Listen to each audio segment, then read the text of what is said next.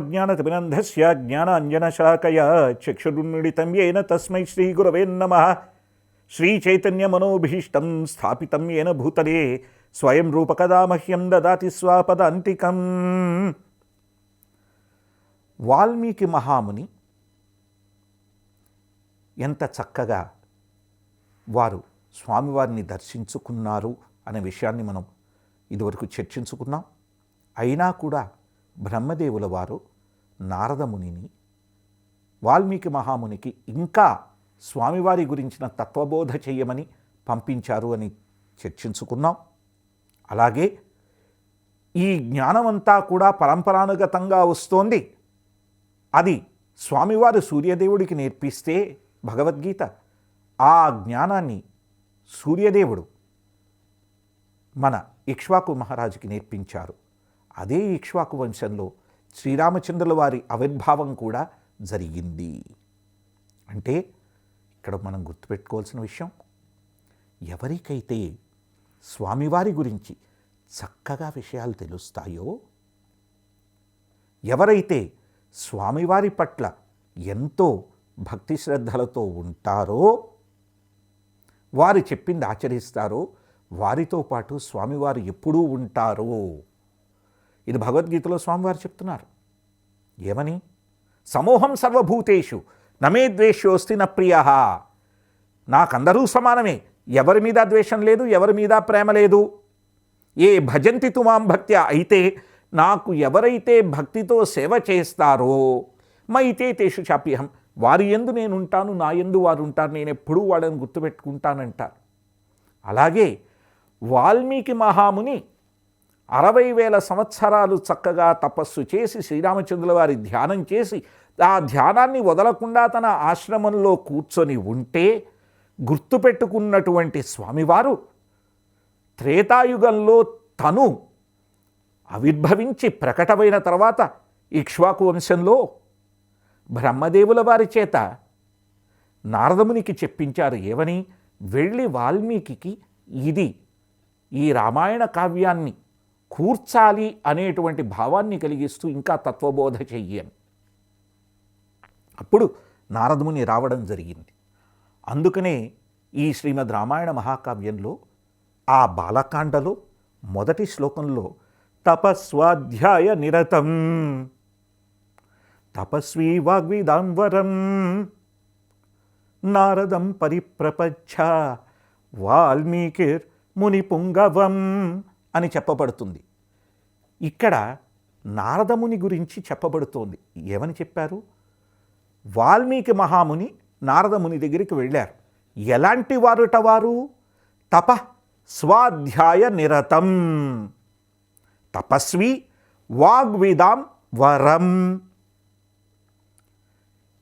తపస్సు, స్వ అధ్యాయము అంటే తపస్సు చేసేవాళ్ళు, స్వయంగా అధ్యాయం చేసేవాళ్ళు అంటే తనే ప్రాక్టీస్ చేసేవాళ్ళు, నిరతం ఎప్పుడూ కూడా తపస్వి, ఆయన ఎప్పుడూ కూడా తపస్సులోనే ఉండేటువంటి వ్యక్తి, వాక్ విదాం చక్కగా నేర్పించగలిగినటువంటి వారు, వరం అటువంటి గొప్ప చక్కగా నేర్పించగలిగినటువంటి, స్వామివారిని కీర్తించగలిగినటువంటి, ఎంతో అద్భుతమైనటువంటి శక్తియుక్తులు ప్రసాదం పొందినటువంటి వారు నారదం. ఎవరు వారు? నారద మహాముని. నారదం పరిప్రపచ్చ. వాల్మీకి మహాముని ఎలా వెళ్ళారట? పరిప్రపచ్చ. ఆ పరిప్రపచ్చ అంటే వెళ్ళారు అనేది మామూలుగా కాదు, వినయంతో వెళ్ళి క్వశ్చన్లు అడిగారు. మనం ఇదివరకే చర్చించుకున్నాం.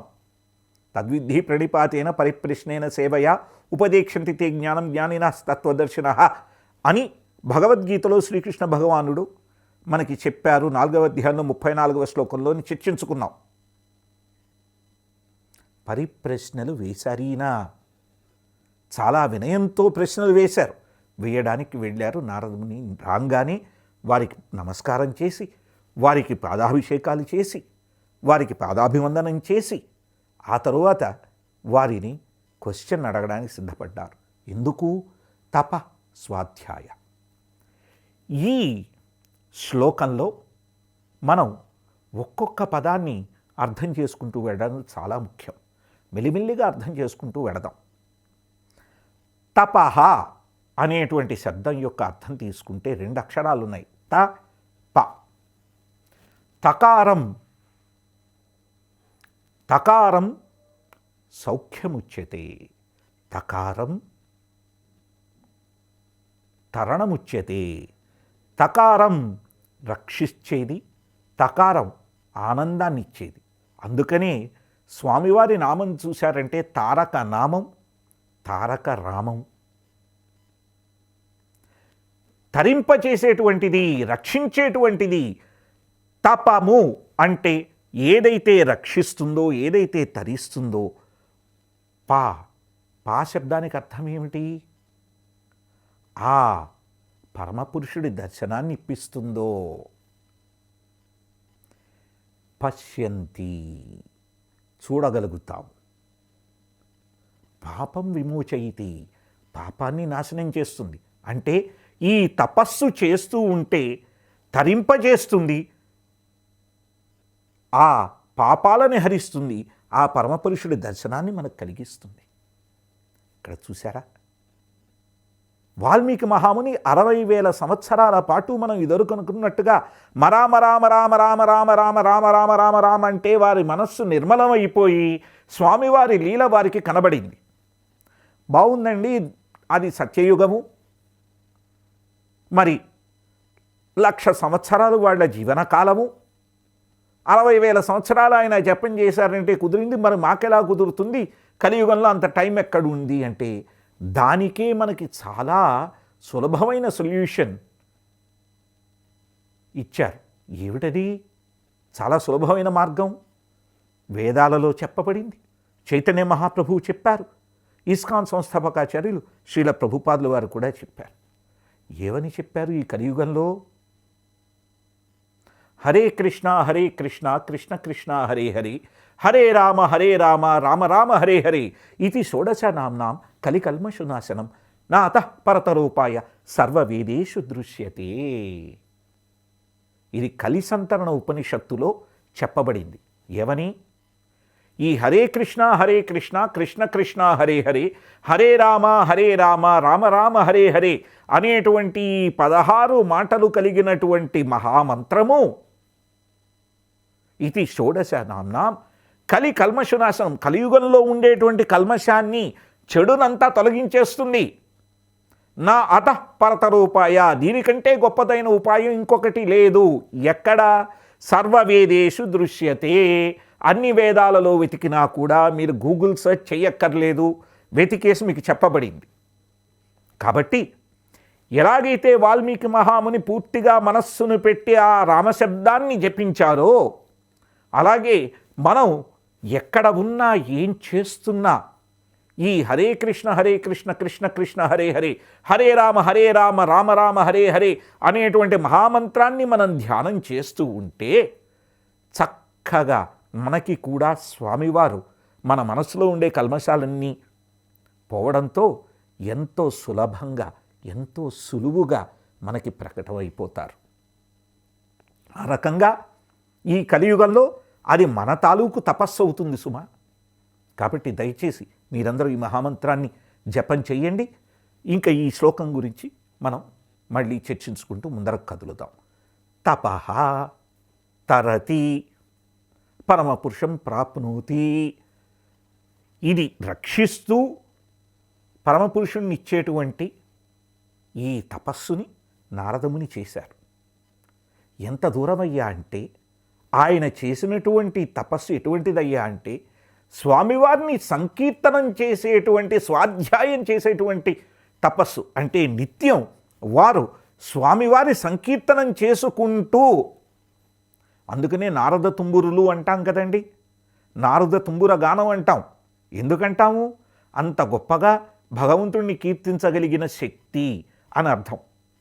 ఆ కీర్తనలు పాడుతూ స్వామివారిని ధ్యానిస్తూ నిత్య అధ్యయనం చేసినటువంటి తపస్వి నారదముని.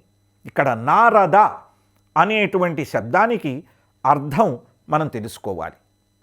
నారం దదాతి ఇది నారదః. నారం అంటే జ్ఞానాన్ని ఇచ్చేటువంటి వారు నారదుడు. అలాగే నారాయణం దదాతి ఇది నారదః. నారాయణుణ్ణి మనకిచ్చేటువంటి వాడి కూడా నారదుడే.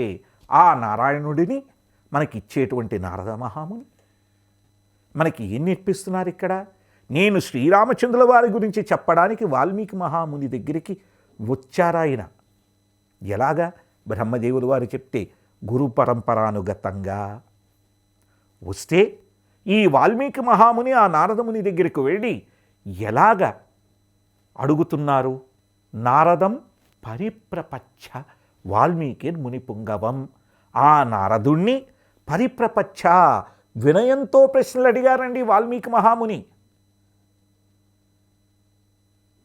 మునులలో గొప్పవాడీన, శ్రేష్ఠుడీన అయినా మహాముని వెళ్ళి వినయంతో అడిగారు. ఇక్కడ మీరు చూడండి ఎంత గొప్ప విషయం ఉందో ఇందులో. అన్నీ తెలిసినటువంటి శిష్యుడు శ్రీమద్ రామాయణ లీలని పూర్తిగా అనుభవించినటువంటి శిష్యుడు గురువుగారు వచ్చేటప్పటికి ఆయన దగ్గరకు వెళ్ళి ప్రశ్నలు అడుగుతున్నాడు.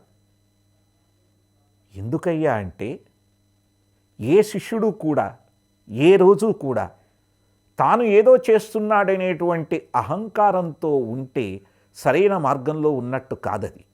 అదే గురువుగారు కృపతోనే నేను ఇది చెయ్యగలుగుతాను, అప్పుడే నాకు సాధ్యమవుతుంది అని వినయ విధేయతలు కలిగి ఉంటేనే, అలా అణిగి మణిగి ఉండగలిగితేనే అప్పుడే ఆ గురువుగారి కృప వలన, ఆ గురువు పట్ల ఉండేటువంటి భక్తి శ్రద్ధల వలన, భగవంతుడి పట్ల ఉండేటువంటి భక్తి శ్రద్ధల వలన ఆ శాస్త్ర ప్రజ్ఞానం అంతా అతనికి అర్థమవుతుంది.